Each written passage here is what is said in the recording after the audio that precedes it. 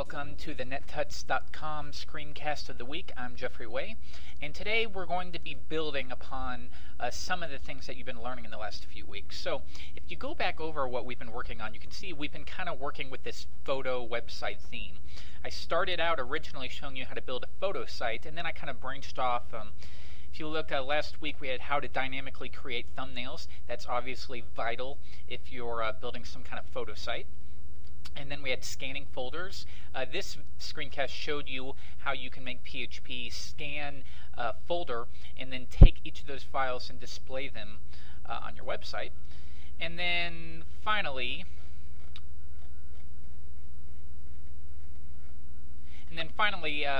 about 3 weeks ago, I had create a photo admin site using PHP and jQuery, and that's kind of what started this photo site.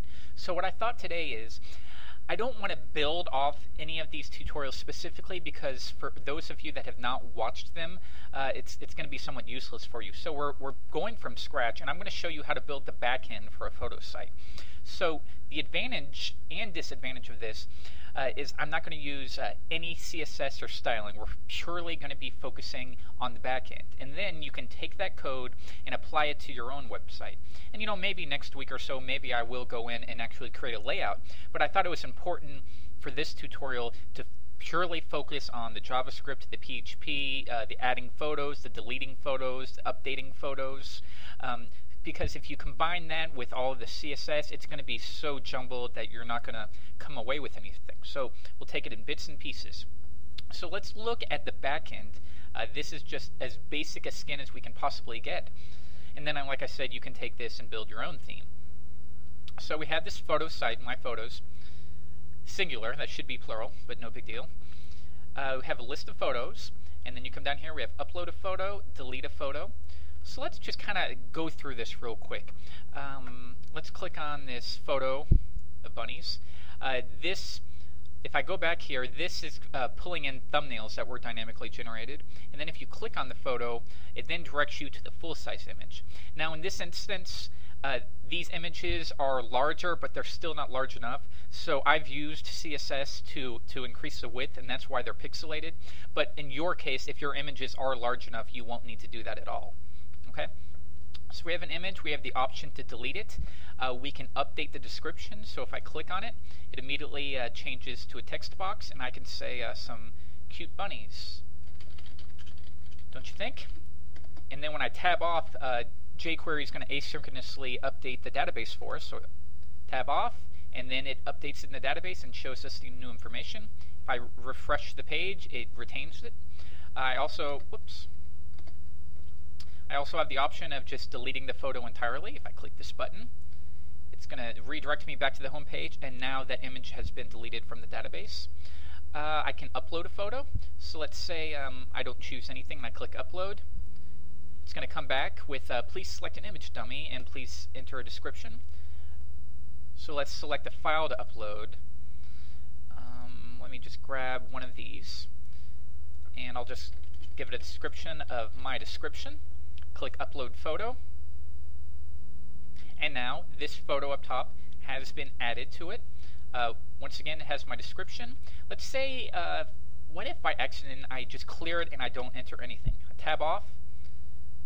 It's going to recognize that, and it's going to add please enter a description. Kind of similar to the way Flickr works, so we can go back. Let's see what else we have in here. We can also delete photos if I click on this specific delete photo page, and then once again using jQuery, we can asynchronously delete any of these photos. So let's say I want to get rid of this man that we just added. Click it, it says success, the image has now been removed. This is all being done without a post back.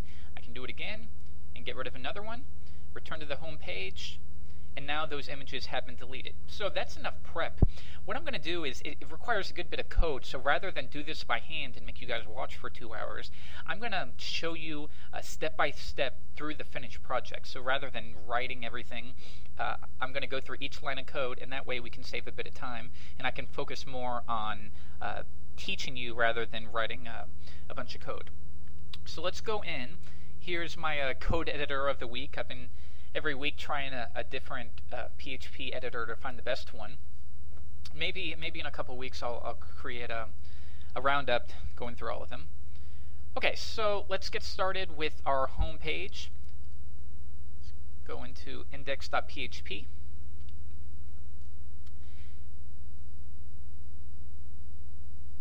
And let's just first go through the layout.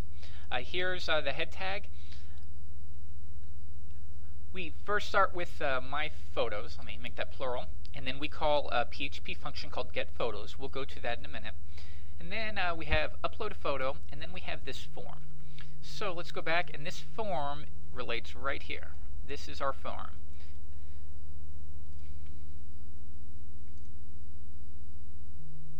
Okay, and we have an input type. This is to declare the max size of the image that's being uploaded. And then I have a file upload control, and I gave it a name of fupload. And then we have a label, and it says enter a description. And then also we have a text area for our description. And then finally, we have a submit button, and this is going to, when it's clicked, it's going to post to itself. And then we're going to write a bit of PHP code. So let's go back, and when you click the button, it's going to post to itself, and it's going to write some code. So let's see what exactly that does. Let's go back to the top, and when it posts to itself, well, actually, you know what? Let's go ahead and first go over this getPhotos PHP function. So I'm going to go back to Explorer, and I have created this functions.php file. If you scroll to the top, you'll see this function called function getPhotos, and this is what's being called anytime index.php runs. And first, we have this require database. So let's find out what that is. I'm going to come to database, and here we are creating a connection to my database. So let's go over the database right now.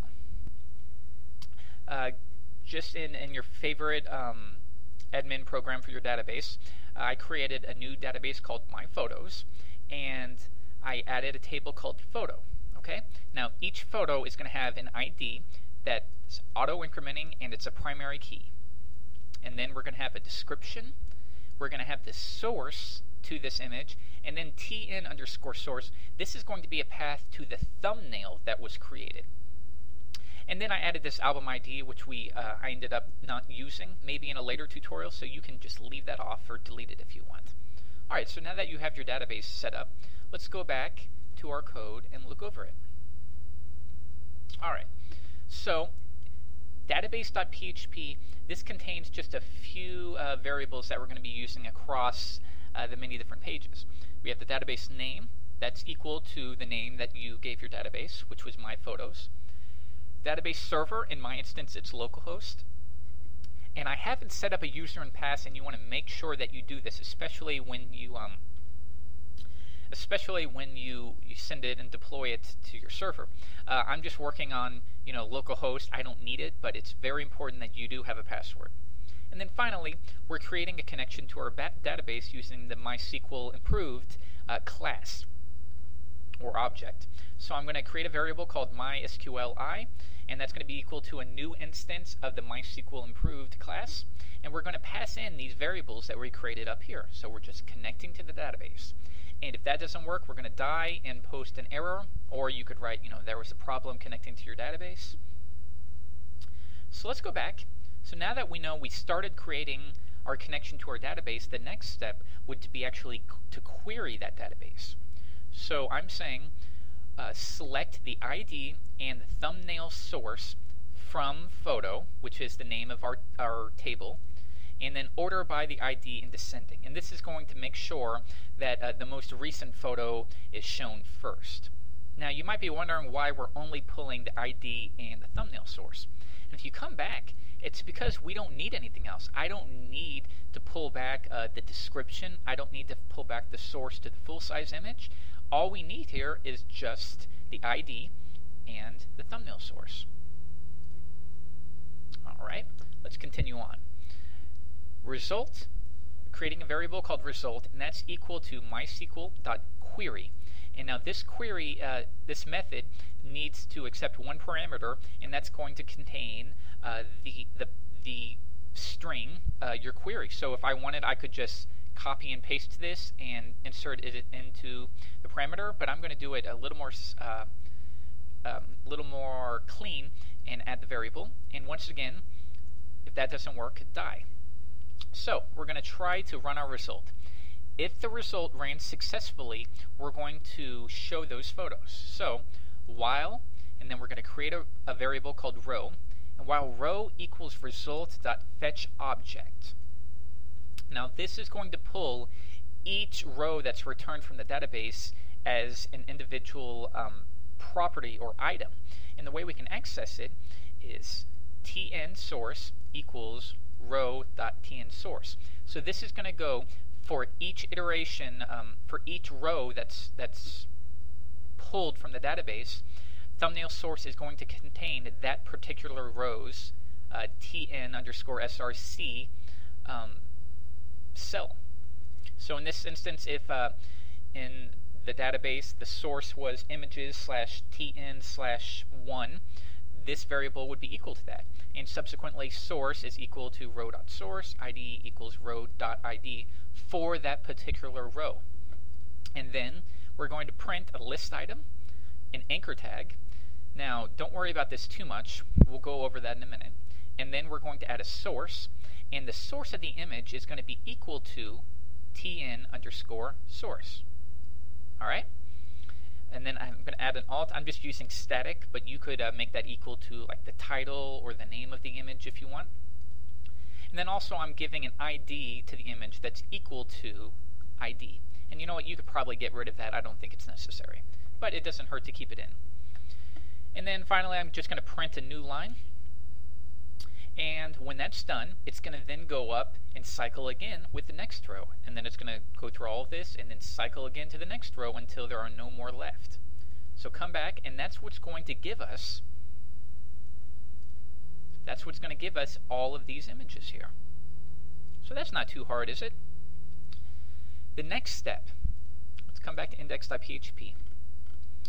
And let me see how I want to show you this. I know this isn't the best way, but it would simply take too long if I coded it by hand. So just go back and re-watch anything that you don't understand, or if I'm going too fast.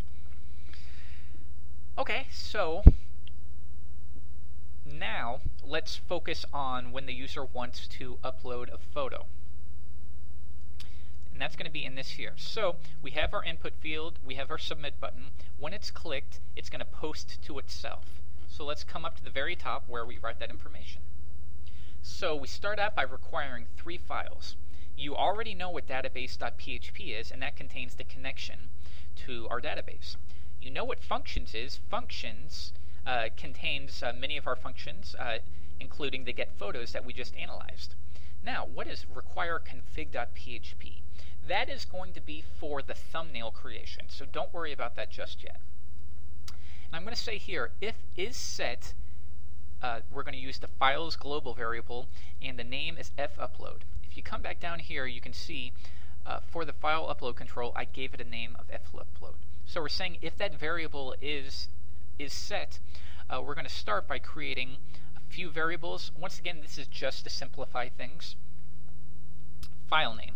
That's going to be equal to add slashes, and it's going to get the file that the user selected, and it's going to grab the name of it. So if they choose an image named john.jpg, this variable file name will be equal to john.jpg. Source is going to be equal to the temporary directory where the image is uploaded, because when they click that submit button, that image that they chose is saved to a temporary directory, and that's what source is equal to. Now target is going to be equal to the location of where we want the image to be saved. So I have that equal to path to image directory and file name. So now let's find out what path to image directory is. Going to config.php, and this contains just a few settings, once again just to simplify things. The final width of image is equal to when the thumbnail is created. This is how wide we want the image to be.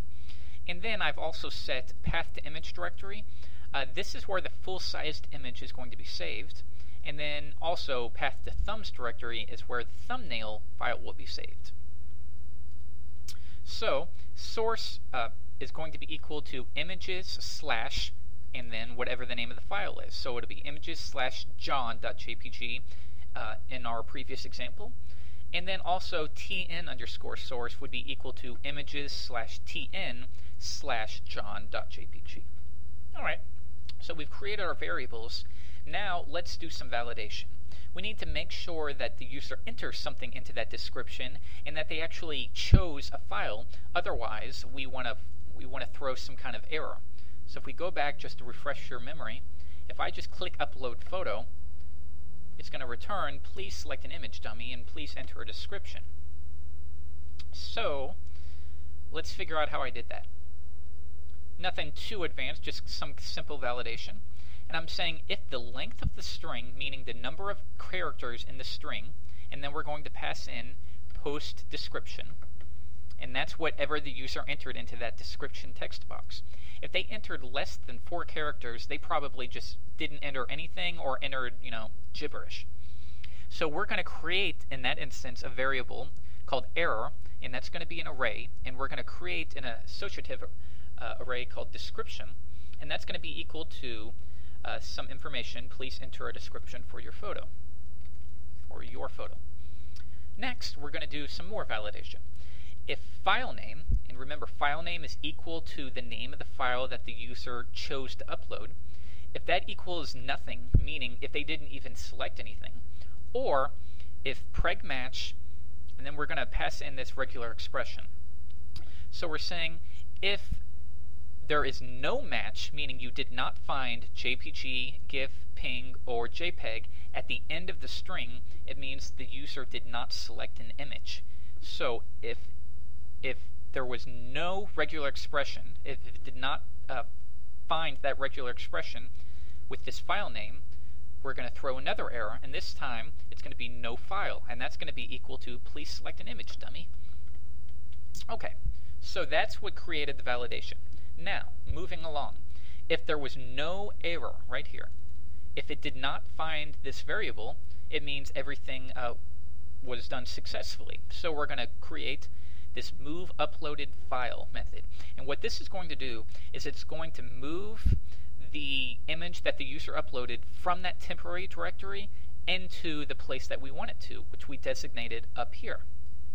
Okay, that's pretty simple. And then next, I'm going to create a new query. So a variable q equals insert into photo into our database. We're going to insert description, source, and tn underscore source. So remember, the user has selected, they've entered some information, they want to add a photo. So up here, we've moved the image that the user selected into the appropriate folder, but we haven't updated the database, so we're doing that right now. So insert into photo, description, source, and the thumbnail source. And the value is going to be these variables that we created earlier. So the value is going to be equal to, the description will be equal to whatever the user enters into that description text box. The source is equal to images slash and whatever the file name is. And then thumbnail source will be equal to images slash tn slash whatever the user added. Alright, so we have our query. Now let's run it. Result equals mysqli.query and pass in our q variable. If that result was successful, echo success. Your file has been uploaded. So let's see if that worked first. I'm going to choose a file.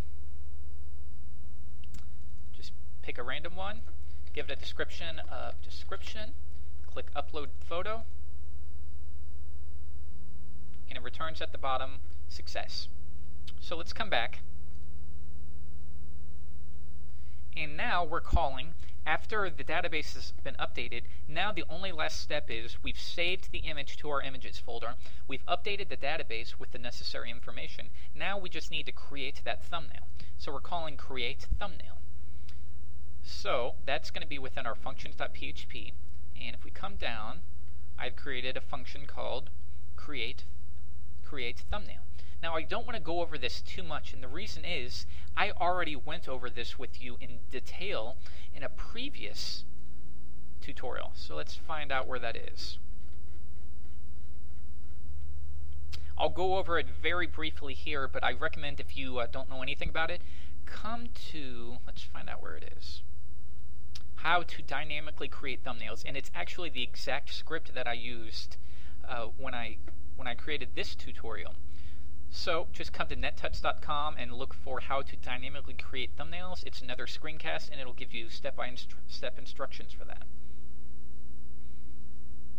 Okay, so just to quickly go over this create thumbnail, we are requiring that config.php that has our settings, and we're saying if the image that the user selected ends in JPG, we're going to create an image from a JPEG. If it's a GIF, we're going to create an image from GIF, and if it's a PNG, we'll create an image from PNG. OX and OY are equal to the original X and Y dimensions of the image that the user uploaded. NX and NY are equal to the new values. So NX equals final width of image. If you remember in config, we set that to 100. So if I wanted to change this to 50 and I wanted my thumbnails to be 50 pixels, I could do that. And then we're going to create our new image create true color, and pass in our new X and Y values. We're going to copy our image to that new image that was created. And we're saying if there is no directory called images/tn, we're going to try to make a directory. So by using make directory, if that did not work successfully, we're going to die. Otherwise, if the directory is there, we're going to create our image, and we're going to pass in the file name and the path to it. And then finally, we're going to echo, congratulations, your file has been successfully uploaded. I don't even need that because that's from the alternate tutorial, so I could just get rid of that if I wanted.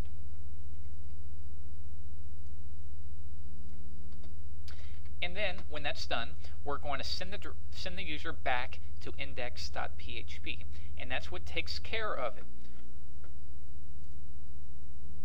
So we choose an image, it does some validation, it then saves the image that the user selected into the directory that we choose, and then we update the database, and then finally we create the thumbnail and save the thumbnail to the directory that we chose.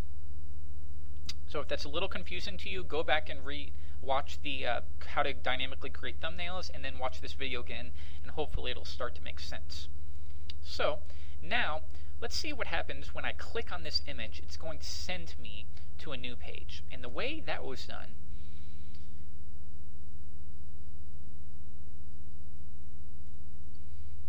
is within our original getPhotos function.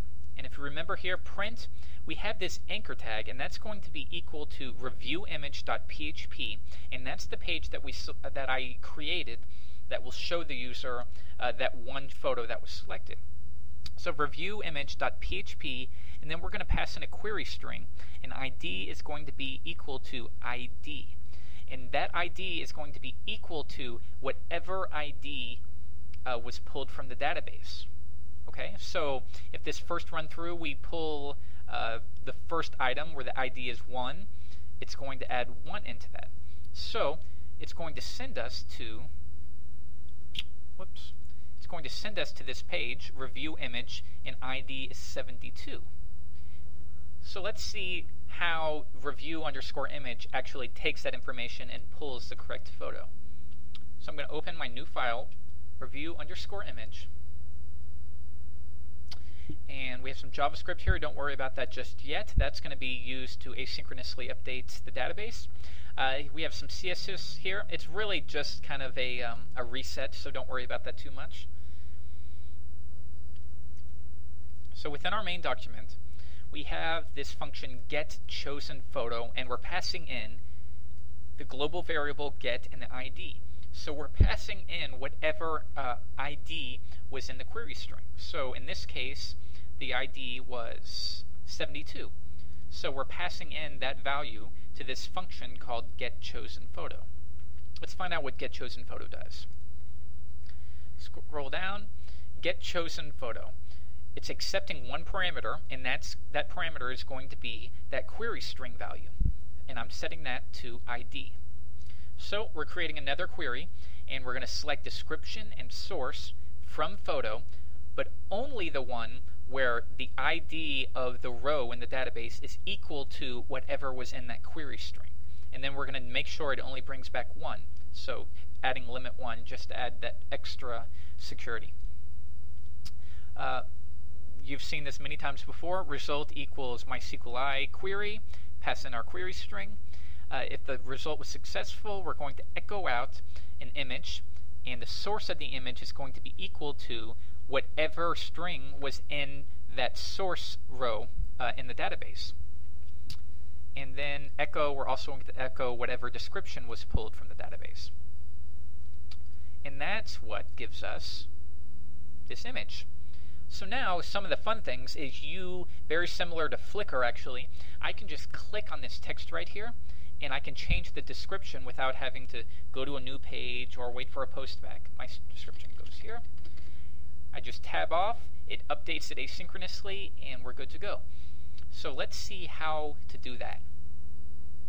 We're going to be using jQuery to call a PHP method. So come back to review image, and this is going to be the information. So get description.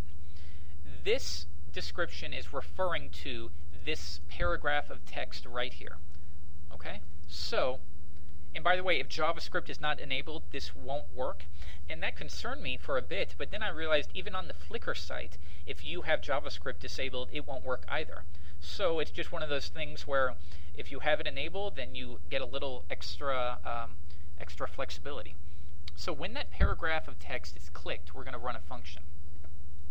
And I'm going to go over this as best as I can. Var original element equals this. This is going to refer to this paragraph description that was clicked.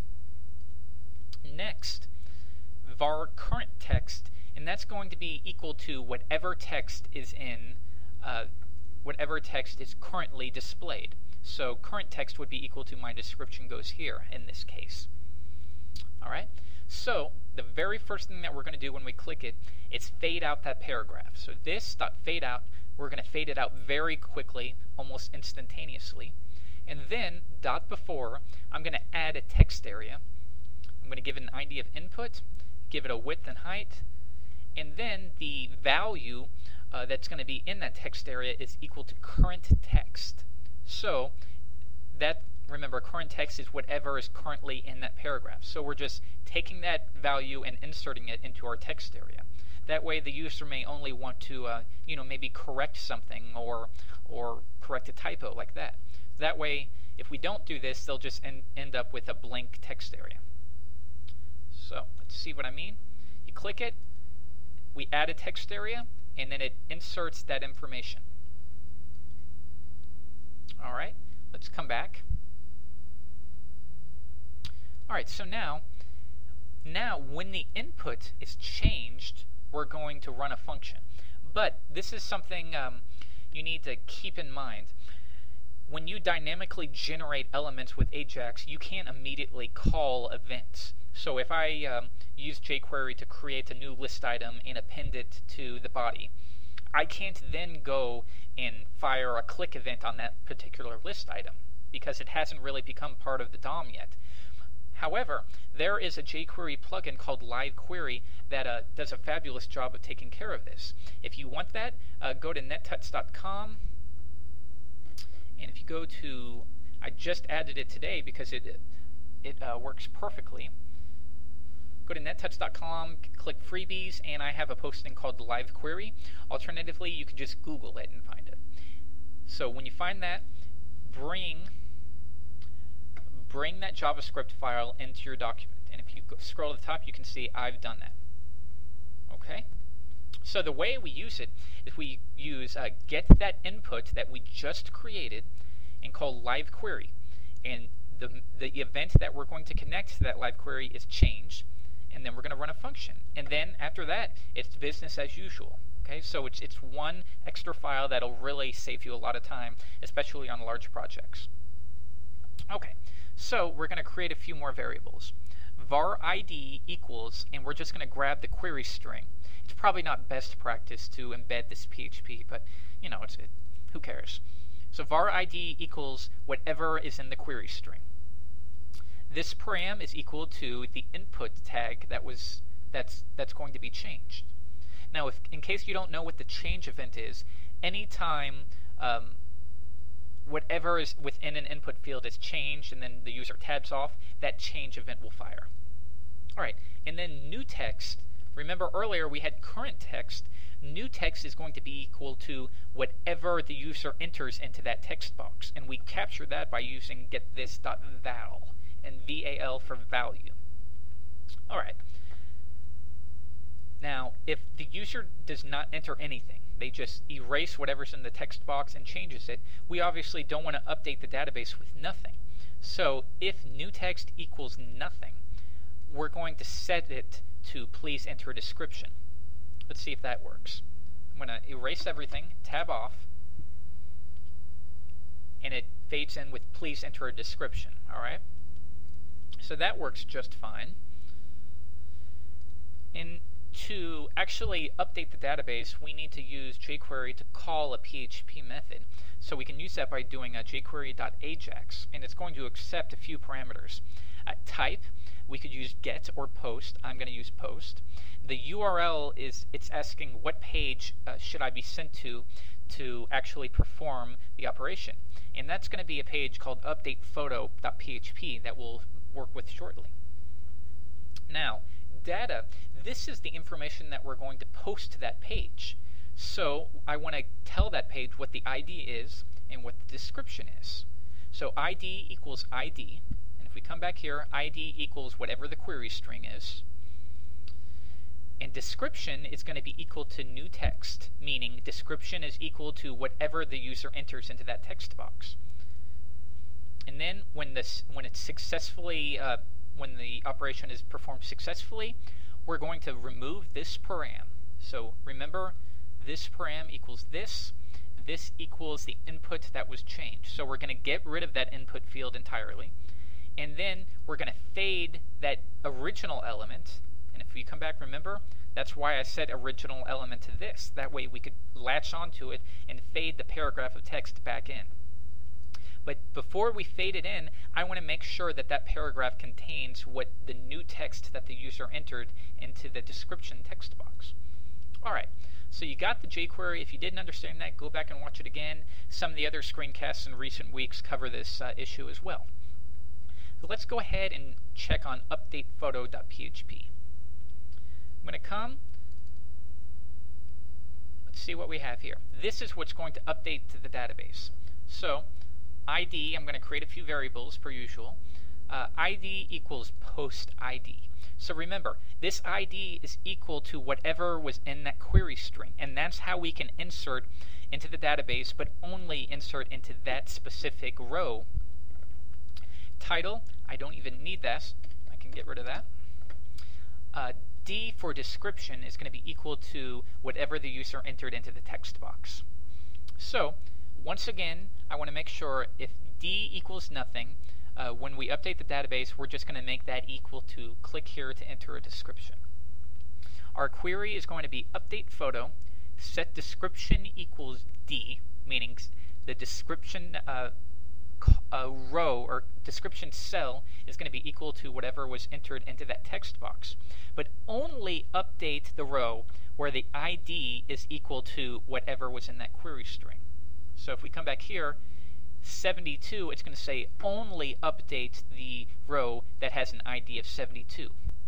And that's how we can make sure that we're only updating one particular image. So we did our query. Results, once again, mysql.query or die. If the result was performed successfully, echo your photo has been successfully updated. Alright, so it's not as hard as it looks, is it? So I'm going to go back. We also have the option of deleting this photo. If I click it, it deletes the photo and sends me back to index.php. Let's see how we did that. Delete photo. Let's go back to review_image. And if we come here, we have this form, and this is for the delete photo. So I have a hidden input field that I'm using to store the ID. Once again, it's just a way to grab that ID for the database. And then I have a submit button that says delete this photo. So when that button is clicked, it's going to post to delete.php. Let's see what we have there.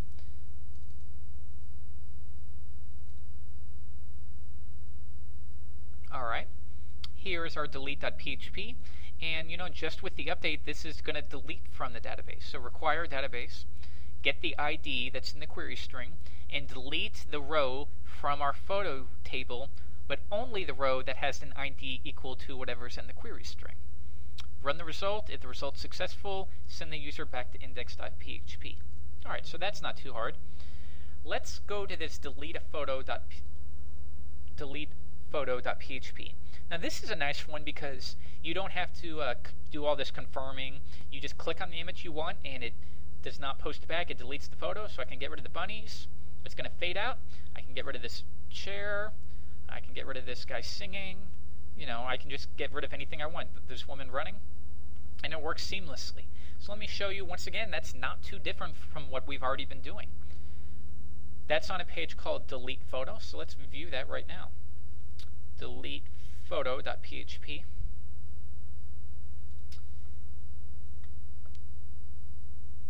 And here's our form. Just click a photo to delete it. Require function and get delete photos. This function is pretty much exactly like the one on our home page. The only difference is, let's see where it is. Get right here. The only difference is we're returning, we don't want it to link anywhere, so I've gotten rid of the anchor tag and just a few other things, but it's essentially the same code, so I could probably even get rid of this if I wanted.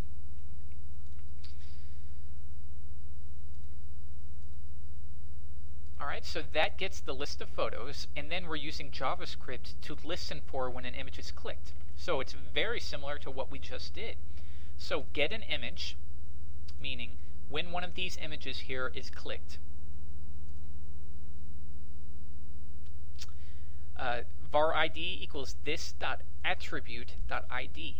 Now, if you remember, I stored the ID of the particular row in the ID field of our image that was returned, and that's why I did so. So, just to make sure you understand what I mean, remember when we go through the database, we return, for each row, we return an image, and then the ID attribute of the image contains the ID of that particular row. So that's storing that in a variable called ID. Once again, this param equals the image that was clicked. And then, once again, calling Ajax. It's a post. It's going to post once again to delete.php, like we did before. And the data, we're going to send it ID equals 5, or whatever the value is. And then delete.php takes that value, right here, and uses it within our query string to delete the appropriate row. When it's successful, if it's returned successfully, we're going to get this param, meaning the image. We're going to go to its parent, we're going to grab the list item, and we're going to fade that out slowly. Alright, so if you remember, each image is stored within a list item. So when the operation is performed successfully and the image is deleted, we want to give the user some feedback to let them know that it has been in fact deleted. So I click it, and we want it to fade out. So the way I'm doing that is fading out the list item. So where is it? Get this dot parent, the list item, and fade that out slowly. We're going to get result dot remove, and that's going to I'll come back to that. We're going to create a variable called response, and that's going to be equal to just a div that contains just the success information right here. Alright? And we're going to append that when the image is deleted successfully and append it to the bottom of the body tag. Now, however, I've added this result.remove, and that's this div. Because if I didn't have that, every time I would delete an image, this information would be added again. So you'd see 4 different instances of success. The image has now been removed. So I want to make sure anytime an image is clicked that we go ahead and get rid of this div. And that's pretty much it. There's not too much to it. If you're somewhat newer to this, feel free to ask me any questions, because I'm sure this is complicated. I had to move somewhat fast with this, so go back and watch it again. I encourage you to do that. Play around with the source code. That's where you can learn the most. Ask me questions. Ask the other users questions. I'm sure many of them have different ways that they think is better to do it, and I'd love to hear it. So I think that's going to do it for today. Thank you guys so much, and do me a favor. If you guys are new to jQuery and this is way over your head, I'm running a good series on blog.themeforce.net called jQuery for Absolute Beginners. And it's going to have, it's like 5 to 10 minute tutorials every day that assumes you know absolutely nothing about jQuery, and it takes you up. And I'm going to be doing this over the next couple of weeks. So we've had day 2, day 3, I'm up to day 4 today. Do me a favor, if that sounds appealing to you, or any of the other tutorials on the site for that matter, just subscribe to the RSS feed. And while you're at it, if you're not already doing so, check out themeforce.net. Alright guys, I'll see you next week. Have a good day. Bye.